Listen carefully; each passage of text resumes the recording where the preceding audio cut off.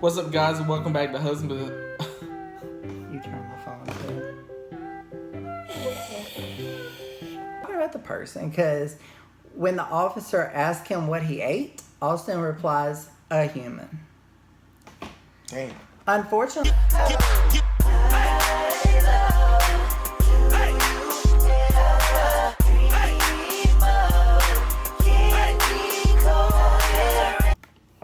hey guys, welcome back to Husbands of True Crime. I'm Jeffrey. And I'm Josh. And we have a very interesting case for you guys today. A little longer than they've been and very out there, very wild. True. So let's get started. Today our case is about Austin Harrouff.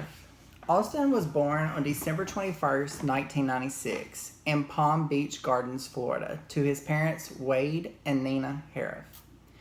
Wade was a dentist and a very pushy, strict parent. At a young age, he would make Austin do things that he had no interest in, such as fishing. Austin and his father would argue often because of this. The older Austin got, he and his father would get along with each other way better. Wade's family and friends would describe him as a nice man, but he was also known to have a temper. Austin's mother, Nina, is described as the opposite of his father. And as we all know, opposites usually attract.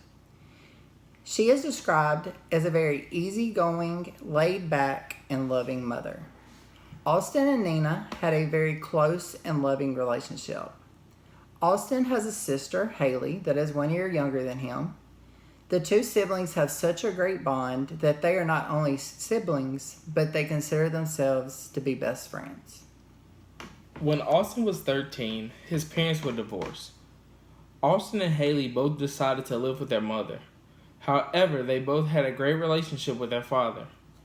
They both would go and see and stay sometimes the night or weekend with their father often. Later, both Nina and Wade would move into new relationships. Austin's school life was very normal and he made good grades. In middle school, he was bullied by a lot of his classmates due to his appearance, which unfortunately happens to a lot of kids at this age. He had started to gain a good bit of weight and had bad acne. This would have a huge negative impact on his life fairly quickly. Austin became extremely self-conscious about his appearance and became reserved and shy. He also suffered from social anxiety. In high school, Austin became much more confident in himself. He became very interested in sports and fitness. He also joined the football team, where of course he would exercise and lift weights. It is said that at this time, Austin became extremely obsessed with his appearance as well as weight loss. This obsession would become a very unhealthy obsession for Austin.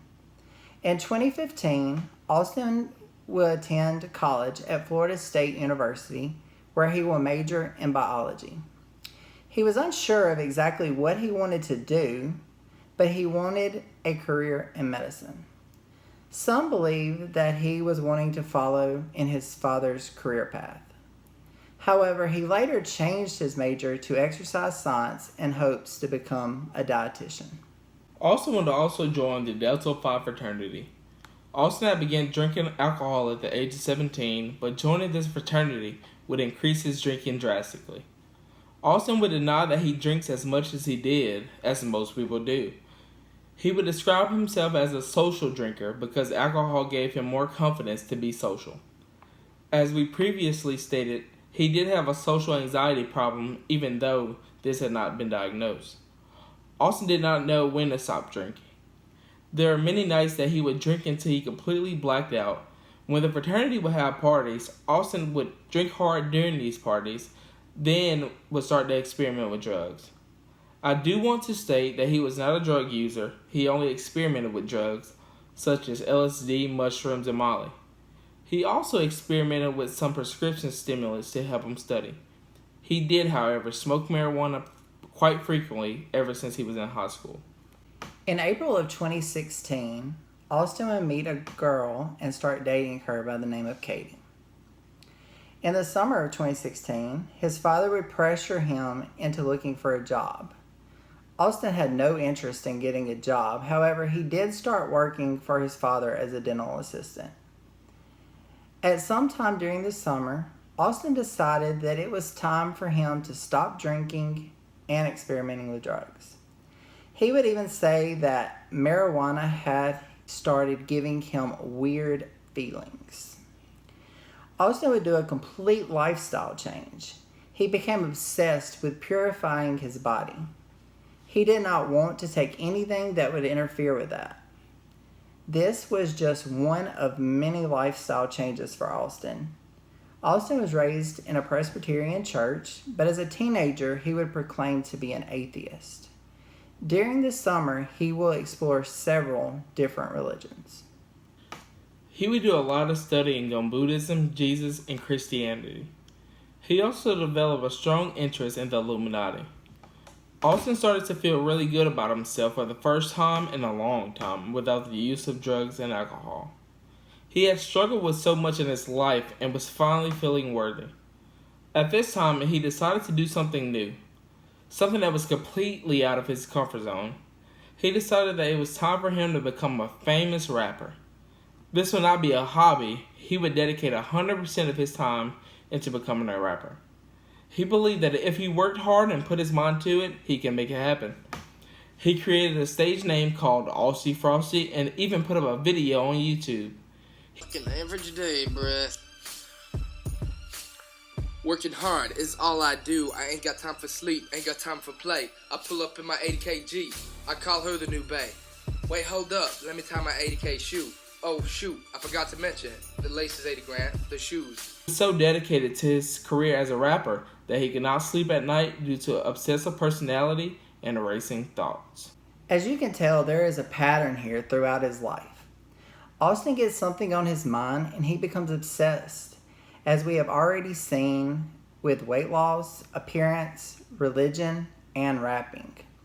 Somewhere along the way, Austin decides that he also wants to help people. His goal here is to become the next big civil rights leader. Austin said that he wanted to be the next Gandhi.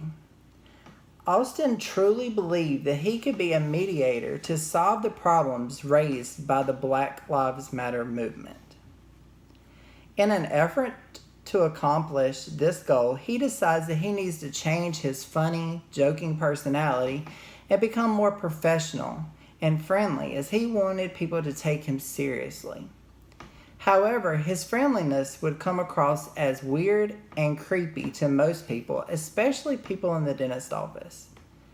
He would become too invested into their lives, asking them personal questions, and would even cry and cry as patients would tell him about their lives. Austin decides that he is going to take a break from the dentist's office and to go to Temple to visit with his girlfriend. Once he returned from his visit, immediately everyone could tell that Austin left as one person but came back a completely different person. You could even tell through his text messages that his personality was jumping back and forth all over the place. His behavior became more and more erratic. It is from this moment on that Austin started to believe that he is Jesus. He believed that he could bless and manipulate water and believed that the water could give him power. Austin decided to get a whole new wardrobe as he got rid of all of his dark clothing and would only wear light colors like Jesus. He thought that the dark clothing or anything dark was related to evil. Austin thought that the dark represented the devil and the devil was in the darkness waiting to kill him. He started always being in the light after this, even leaving all the lights on as he was sleeping. Sometimes he would wake up and see demons, but he would not actually know if he was awake or dreaming. He was not only afraid for himself, but everyone that he lived with. Since it was summer, he was back home living with his mother, her partner, and his sister. He was worried about all of them, but especially his sister. Austin was so convinced that an evil spirit was after his sister that he decided to start sleeping in the floor of her bedroom. He thought that since he was Jesus, that his presence would protect her from evil. Austin also believed that a dark spirit was going to kill the family dog, so he would bring him in and sleep with him as well. He somehow believed that he was protecting the dog, yet the dog was also protecting him. As you can tell from what you already know, Austin's mental health is declining fast. He is becoming more and more confused about everything. It is believed that he was suspicious of something being wrong with him. His Google search history would show that he searched for how to cope with anxiety, how to know if you're crazy, and what does it mean when people sell their souls to the devil. These searches were made just 1 week before the tragic event of today's case. Austin really believed at times that he had superpowers. He also said that it felt like his brain never shut off as he had thoughts racing through his mind continuously. Austin felt completely fearless, and this would make him reckless as well. Austin would walk into the middle of a busy highway with cars all around him. He believed that he had a force around him that made cars just avoid him. Not only would he do this, but he would also drive at high speeds, endangering himself as well as others. I know what you must be thinking. I mean, this case cannot get any stranger, but put your seatbelts on. For real. I mean, we go from a rapper to a civil rights leader to Jesus. I mean, at some point you would think somebody in his life would get him some help that he obviously needed. Sit in the wheelbarrow. Sometimes Austin will now start believing that he is half dog. And when he hears other dogs barking at him, he believes that it is trapped souls trying to reach him. And then there's other times that he thinks he's half horse. With this belief and all of the thoughts running through his head, he became very detached from reality. Austin would become much more talkative at times, which was completely out of character for him. Austin's mood levels were all over the place, and this is believed to be mostly caused by him not believing that he needed sleep, as well as his brain constantly running thoughts through his head so he couldn't sleep. He was only getting an average of 2 hours of sleep per night. On August 13, 2016, Austin had a thought that he needed to start collecting random people's business cards. 1 minute he believed that he could help protect everyone if he had their business card. Then in a blink of an eye, he decided that having these business cards would mean that harm would actually come to them. So Austin decides to tear all of the business cards up and throw them away before bad things happen to those people. On the same day, Austin would go to dinner with his father and his father's girlfriend, and he began to drinking water, lots and lots of water. He believed that the water was from the fountain of youth and that the water would make him younger. His father noticed that he seemed very anxious, and he tried to get Austin to have an alcoholic beverage to calm him down. Even the waiter was encouraging Austin to order an alcoholic drink. However, he declined. This restaurant is selling water from the Fountain of Youth. I need to figure out which restaurant it is so I can go. Me too. During the dinner, Austin's dad and his dad's girlfriend would get into a disagreement. Wade's girlfriend wanted to leave after this disagreement, and Austin offered to drive her home. Wade would not let Austin have the keys to take her home, and this caused an argument between Austin and his dad. This caused Austin to leave the restaurant and walk home. On the walk home, Austin's behavior is strange to say the least, as I'm sure this is not shocking to you at this point. As Austin is walking home, he starts waving at strangers as if he knew who they were. He would stop and talk to homeless people on the street. It was said that he felt incredible, invincible, and like he had superpowers again. This would not last very long, as we know Austin's mood changes like the wind. Austin will see a street light change, and it caused him to spiral quickly downward. He ran into a restaurant freaking out about this light that had changed. He was asking the customers how it changed and how often did it change. Austin would be confident and powerful 1 minute, and the next minute he is panicking and anxious. On August 14, 2016, Austin would attend a gun show with his dad. At the gun show, Austin would not purchase a gun, thank goodness. However, he will purchase a switchblade knife.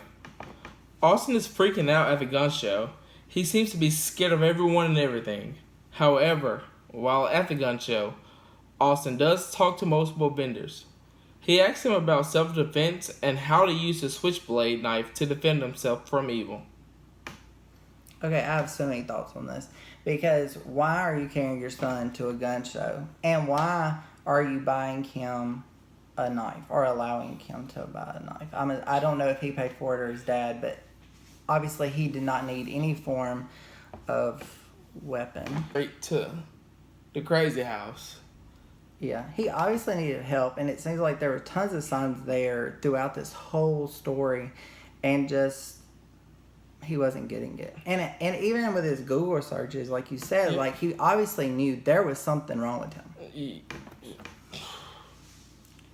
On August 15th, 2016, Austin will wake up in a great mood and felt good about himself. Austin decides to go out for a run on the beach. But during this run, Austin starts believing he's half dog and half man again.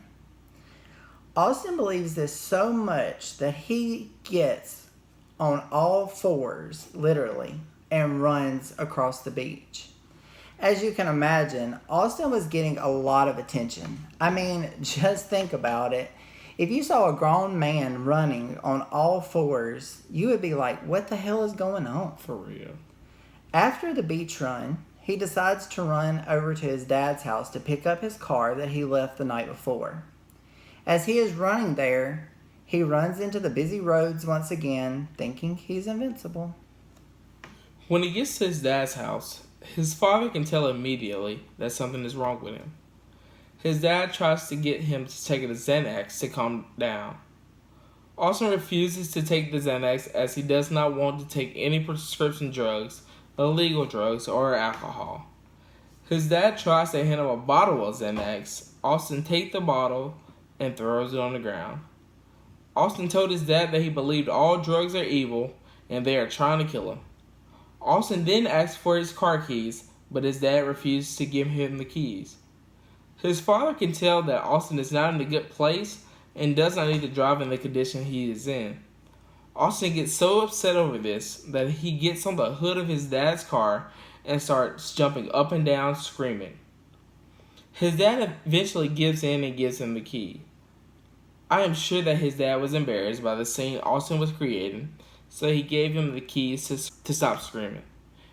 In my opinion, I mean, obviously he knows how to work his parents, like he's spoiled, and he knows what to do to get what he wants, and obviously that's, something that's happened probably all of his life. And if you beat his ass, he would know better. Or just not give him what he wants. Don't True. give in to him. True. But since Austin has his keys, he gets in his car and he decides to go visit one of his frat brothers. When he got there was a party going on and people were smoking, drinking, and doing drugs. Austin does not partake in drinking or drugs. However, he grabs a beer and pours it all over his hand. Austin will say that he needs to feed his hand, and his hand can absorb the beer. So he is completely against alcohol and drugs, yet he is now absorbing the alcohol through his hand. I know it makes no sense at all. He leaves the party to go to dinner again with his dad and his dad's girlfriend. And at this dinner, Austin said that he feels trapped. So he storms out and goes back to his mom's house. Once Austin gets to his mom's house, he has no idea how he got there or where he's been. His memory is fading in and out as he is not fully conscious a lot of the time. And that's probably for the lack of sleep. Yeah, somewhat. True. Immediately after arriving at his mom's house, she knows that something is wrong with him. Suddenly, Austin picks up a bottle of cooking oil and starts to drink it. He told his mom that he needed to drink it because he was thirsty. I am honestly not sure if he was even aware of what he was drinking. His mom made him stop drinking it, and he tried to calm him down. His mom was able to calm him down enough for her to carry him back to the restaurant where his dad was at. I think it's crazy that his mom thought that he was in the right state of mind to go out in public. Right. She should have carried him to the hospital or something. Anyway, when they arrived at the restaurant, Wade was not happy that Nina had brought him back. Austin and his dad would end up getting into another fight. Wade grabbed Austin's shirt and Austin pulls his fist back to hit his dad. Austin decided to be the bigger person and walk away. He leaves the restaurant yet again.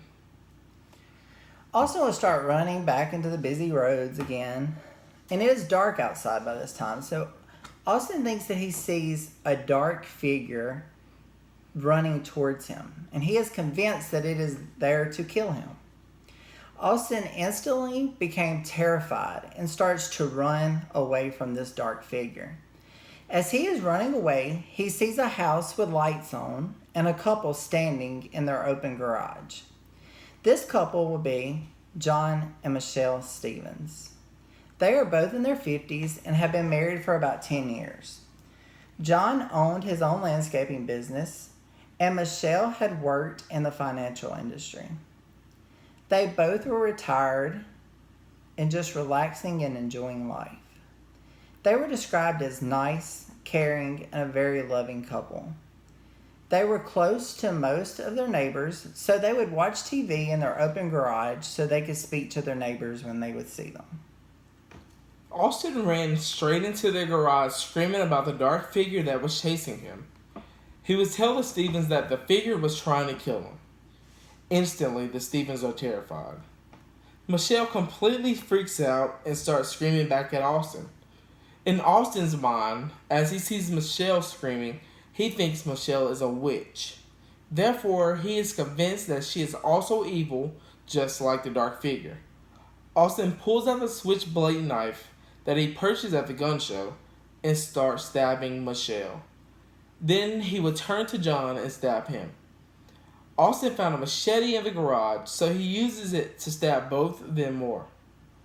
Austin then finds a bottle of liquid in the garage that he believed was alcohol and started drinking it. However, this was not alcohol.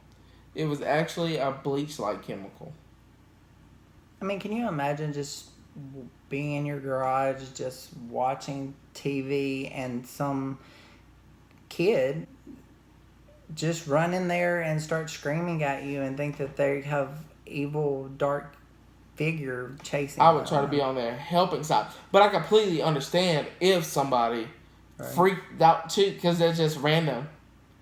And from the research we've done, I don't think they had a lot of time to react before he was convinced she was a witch. Yeah. And he just starts stabbing her. And not really sure what John was doing during the stabbing, if he was trying to fight him off. I didn't find anything on that, but surely he wasn't just watching him stab his wife. Yeah, I would hope not. No, I'm sure not. I'm sure he tried to stop or try to intervene with him. Right. So at this point, as we said, they're very close to their neighbors. So Jeff Fisher comes over to their garage because he is concerned as he heard screamings during the attack and was wanting to make sure that everything was all right, see what was going on. And once he gets to the garage to check on his neighbors, he will find Austin. And Austin will begin stabbing Jeff. Somehow, luckily, Jeff was able to get away from Austin, and he ran home and called 911. Jeff had been stabbed several times, and one of the stabs was even in his head. At some point after Austin had left the restaurant, his dad had called Nina to let her know that Austin had stormed out of the restaurant again. She was worried about him since he had not made it home, so she called 911 as well.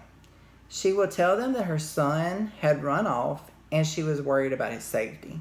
The ironic part about this is when Jeff called 911 to report what he had found in the garage of the Stevens, Austin's mom was on the phone with a 911 operator at the same time reporting him as missing or that she was worried about his safety. When the police arrive at the Stevens, Austin has taken all of his clothes off except for his underwear. He is still attacking John and Michelle. The police will say that they could hear Austin making animal noises. At this point, he is bent over John's body, literally biting into the flesh of John's face. The police are in complete shock because of what they are seeing. One of the officers ran over and tried to get Austin off of John but was unsuccessful. Another officer pulls out of his taser to get Austin off of John but was also unsuccessful. It was said that the taser had no effect on him whatsoever. One of the officers tried to punch and kick Austin off of John, but this did not work either. They also sent the K9 unit in, but John was able to fight off the dog. The officers on the scene said that Austin was displaying superhuman strength. It took 4 officers and the K9 all working together to get Austin off of John. I mean, I can't imagine to be a police officer and respond and find a human biting into the flesh of another human. Hell, a bullet is gonna stop him before For sure. a taser do. For sure. Shoot him in the leg.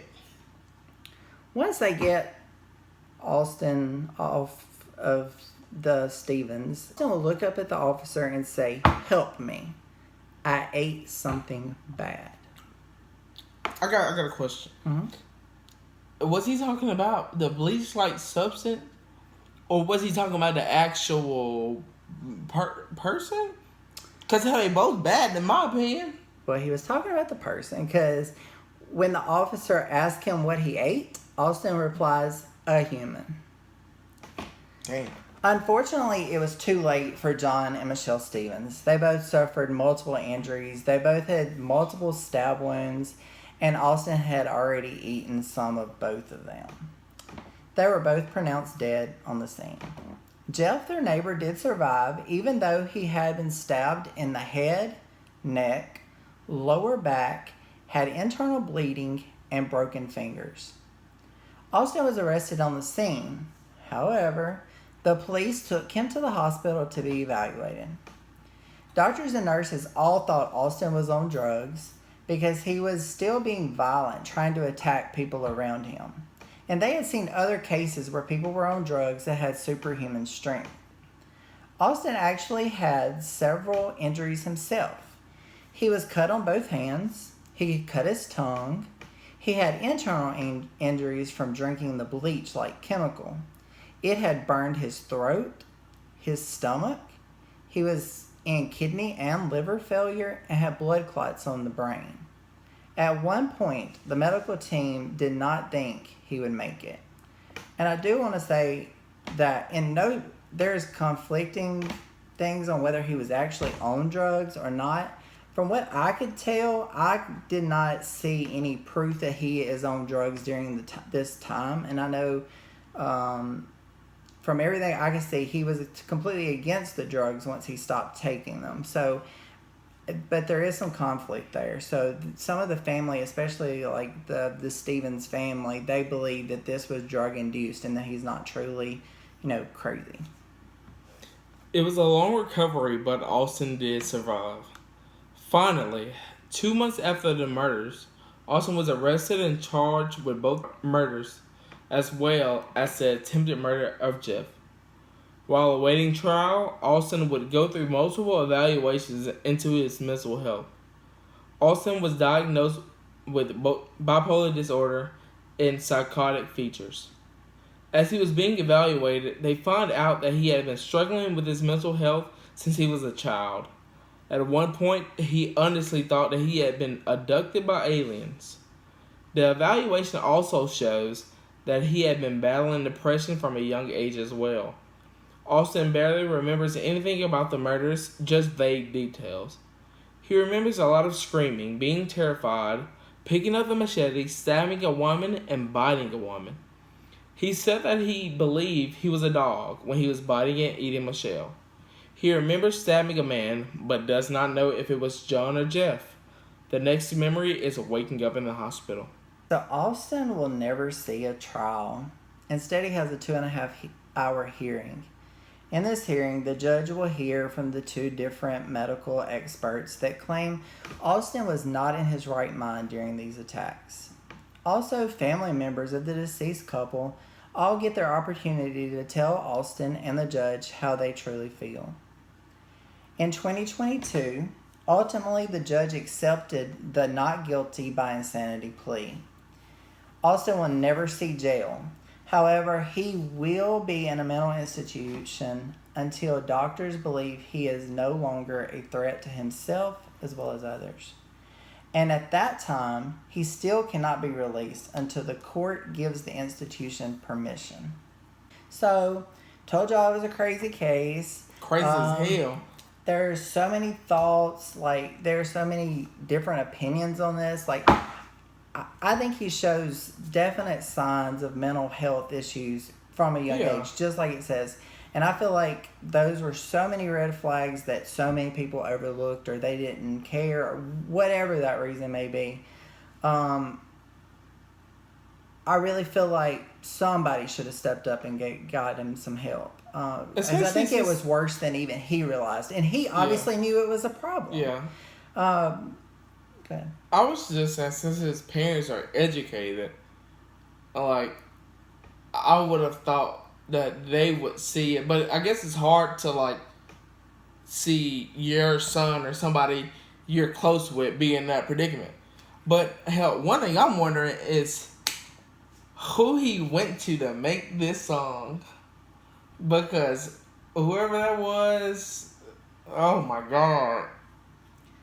Yeah, there was also some, like, conflicting thing about whether his parents did. I think there may have been times that they did, like, tell him he needed help or ask him if he was going to get some help, but there was never any forcefulness of making it happen. So we really would like to know y'all's thoughts. Thoughts on the video, the rapping, him being Jesus, whether you really think he's mentally ill or is he Gandhi, just... making trap great again. Yeah. It's a pretty wild case. It was very, very interesting to research. It's messed up. It's like, it's so messed up. But researching the case, you're like, what the hell is going on? Yeah, and there's so much that's just so out there that it's easy to make fun of, and we are in no way trying to make fun of anybody with mental health issues. We know that there are real issues, and you know, I wish that he would have gotten help, if that is the case, and for him, that he would have gotten help before it took two people's lives. Because he needed his ass beat. But that's a wrap on today's video. Y'all comment, like, subscribe, share it with y'all friends. And we're Husbands of True Crime. Peace.